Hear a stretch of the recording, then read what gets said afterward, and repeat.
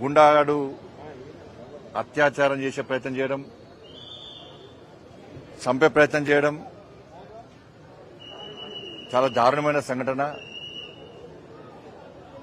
ఆ మహిళను చూడడానికే ఈరోజు నేను ఆదిలాబాద్ ఎంపీ గారు మన నగేష్ గారు, మా విప్, దాంతోపాటు చేవెళ్ల పార్లమెంట్ సభ్యులు విశ్వేశ్వరరెడ్డి గారు, మా మాజీ ఎమ్మెల్సీ రామచంద్రరావు గారు, మా ప్రకాష్ రెడ్డి గారు, జయశ్రీ గారు, మా మహిళా మోర్చా అధ్యక్షురాలు శిల్పారెడ్డి గారు.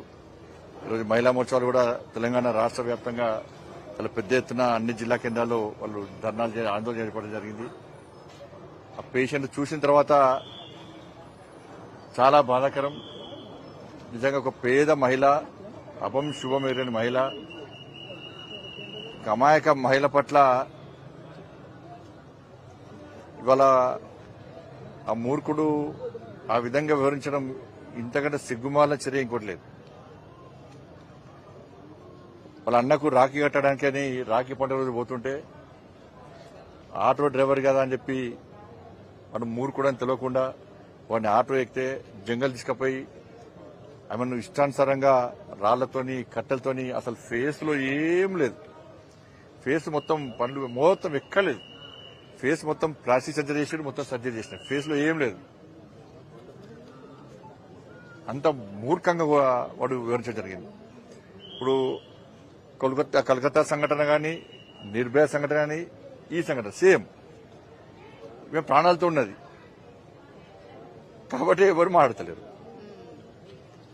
ఏమన్నా చచ్చిపోతే సంతాపం, బతుకుంటే పరిహారం. ఇదే పార్టీల పాలసీ, ప్రభుత్వాల పాలసీ, ఇదే పాలసీ. దీని విషయంలో ఎంత సీరియస్ గా వివరించాలో, ఎంత సీరియస్ గా స్పందించాల్సిన వ్యక్తులు స్పందించకపోవడం, ప్రభుత్వం కూడా ఆ స్థాయిలో స్పందించకపోవడం నిజంగా ఇంతకంటే సిగ్గుచెడి కూడా పట్టుకొచ్చినాం, రిమాండ్ చేసినాం, ఇది కాదు కావాల్సింది.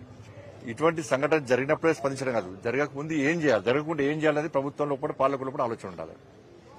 ఇది జరిగింది, నిరసన వ్యక్తం చేస్తున్నారు, ఆ లోపల మళ్ళా రాళ్లేసిండ్రు కొంతమంది మూకలు, మళ్ళీ గొడవలు అయినాయి. మరి గొడవలు ఎందుకు జరిగింది, దేనికోసం జరిగిందో ఆలోచించాలి. ఇలా ప్రభుత్వం ఏం చేస్తుంది,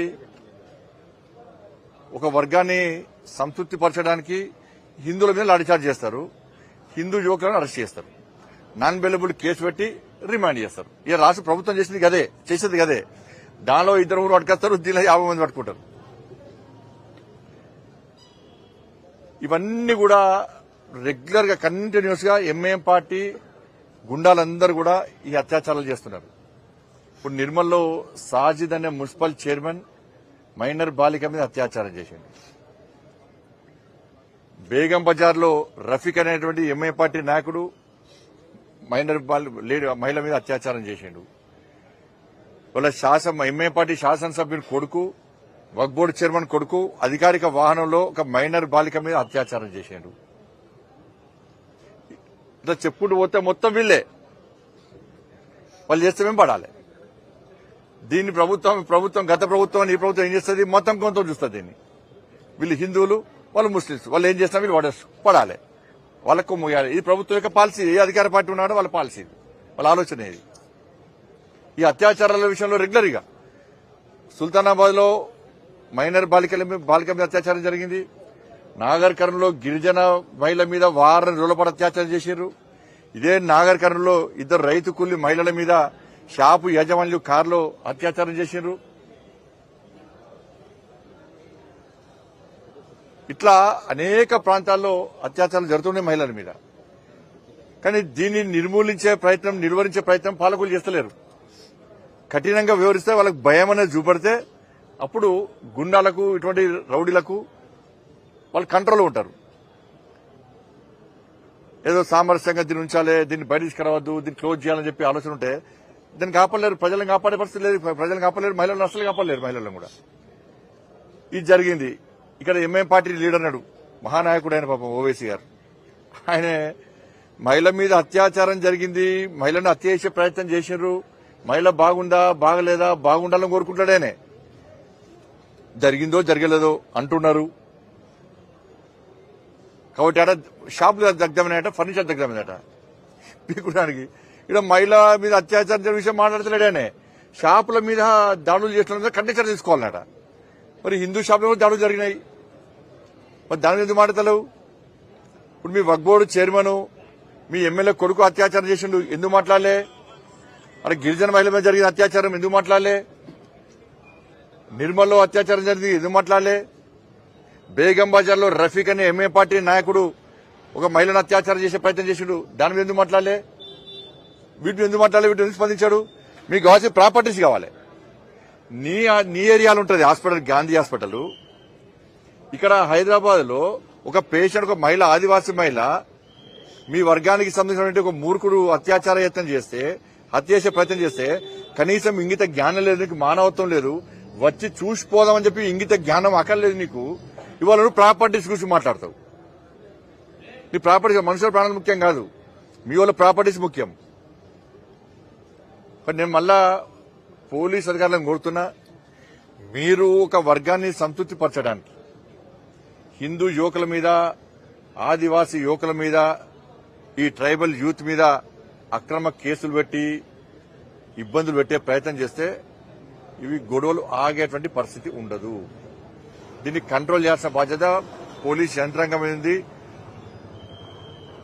అందరం సహకరించాల్సిందే, అందరం కలిసి కంట్రోల్ చేయాల్సిందే, గొడవలు జరగకుండా ఆపాల్సిందే. దానిలో ఏమనలేదు. పోలీస్ అధికారులు నిష్పక్షపాతంగా వ్యవహరించాలి. అలా డీజీపీ గారితో మాట్లాడడం జరిగింది. ఎవరు కంట్రోల్ తప్పినా కూడా వాళ్ళని కంట్రోల్ చేయాల్సిందే, గొడవలు నిర్మూలించాల్సిందే. దానిలో ఏమనలేదు. కానీ గొడవలను ఆపడం పేరుతోని ఒక వర్గానికి కొమ్ము కాసే ప్రయత్నం చేస్తే, ప్రభుత్వ ఒత్తిళ్లకు, పాలకుల ఒత్తిడి తలగుతే ఇలా గొడవలు ఆగే పరిస్థితి ఉండదు. కానీ కొమ్ము కాసే ప్రయత్నం చేయండి, నిష్పక్షపాతంగా వివరించండి.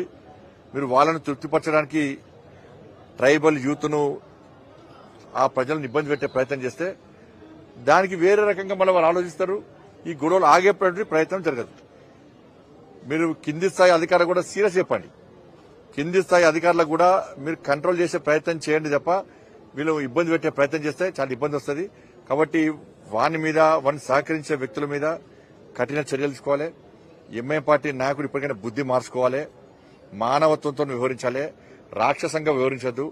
నీకు ఇంతవరకు మీ పార్టీ నాయకులు, మీ వాళ్ళు చేసినటువంటి అత్యాచారాల మీద మాట్లాడు. ఫస్ట్ వచ్చి ఒక్కసారి వచ్చి ఆ మహిళను చూసిపో. నీకు మానవత్వం ఉంటే నీకు టీవీలు, సోఫాలు, కార్లు, ఇండ్లు ముఖ్యం, మనుషుల ప్రాణాలు ముఖ్యంగా. రాక్షసులు కదా మీరు. మీ పార్టీ అటువంటి పార్టీ మీది. కాబట్టి ఇటువంటి ప్రయత్నాలు మంచిది కాదు. కాబట్టి దీని మీద ప్రభుత్వం సీరియస్ వహించాలి. ఏ పార్టీ స్పందించదు. అక్కడక్కడ ఎవరొకరు చిన్న చిన్నగా స్పందిస్తారు. స్పందించాలని స్పందిస్తారు. 7 ప్రజా సంఘాలు, 7 మేధావులందరూ కూడా, 7 పార్టీలు. మంచి పద్ధతి కాదు. దీని మానవత్వం చూడాలి, మతం కొంత చూడాలని చెప్పి విజ్ఞప్తి చేస్తున్నాను.